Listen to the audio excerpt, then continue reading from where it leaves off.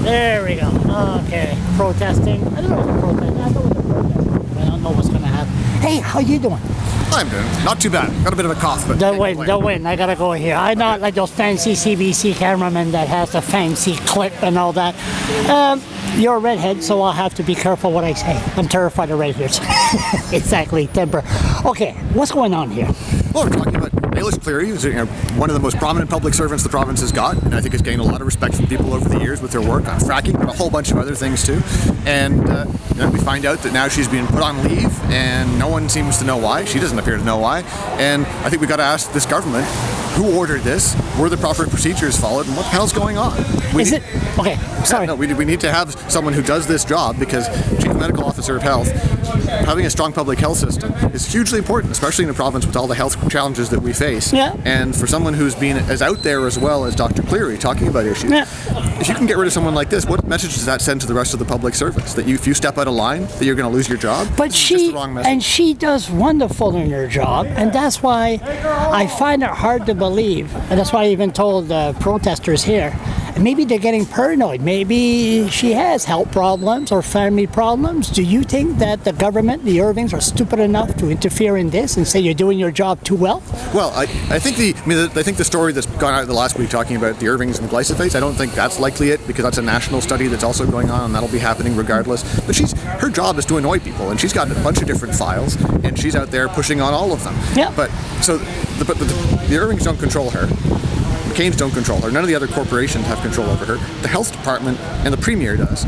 So the question we got to ask here is, did Brian Gallant know about this? Did he order it?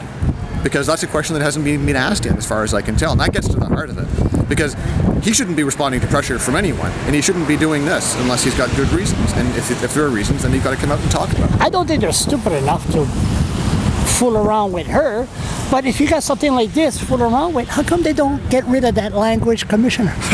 Well, that's sort of an interesting point about the way in which it also seems like there are investigations going on that we've got to be a little bit better behaved in this province towards each other and treat people a little bit better who work inside the public service. And I just don't see that right now. But I think in terms of reasons why, until the government actually comes out and explains what's going on with Dr. Cleary, everyone's going to come up with conspiracy theories about glyphosate or whatever else. Here's my conspiracy theory.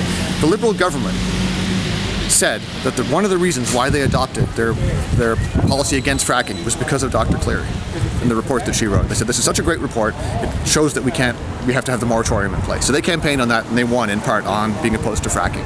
So what's coming up in a few months' time? There's going to be a report from the Fracking Commission, and they're going to come back. And you know what's going to happen there? I think we can probably guess. And they're going to say, oh, there's no problem with fracking. And then the Liberals are left in this kind of awkward position, because they got this report with all these detailed recommendations that Dr. Cleary said had to be put in place before you could do any sort of fracking operation safely. And we all know not one of them has been looked at. Mm-hmm. So do you want Dr. Cleary, with all the public respect that she has and public support that she has, out there saying again, well, you guys said you didn't do it for this reason, and you haven't addressed any of these problems?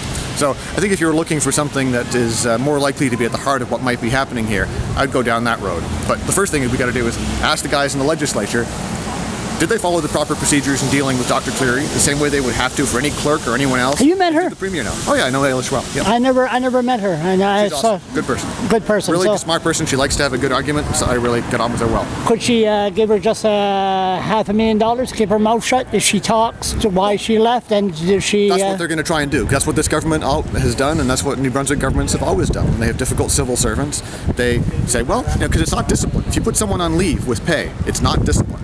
So they can say, well, okay, you're a doctor, you've got a career and a profile to keep up. You can keep this job. We're just not going to let you go to work. We'll keep on paying you. Wasting all of our money in the meantime, not having someone doing a job that we're paying for. But that's the idea, is you try and get them to take a payout and back off. Thank God for social media. I can't just go with Irving Media. The old days. Well, it's too bad that CBC and no one else is down here, considering the story. They were here. Oh, they were. CBC. Not CBC, but Global was here. Oh, good. Okay. Canadian Press was here. Oh, good. Okay. We had like 4, I think, different media people here. Take care of that call. I see your advisors are freezing there. So anyway, we'll talk to you later.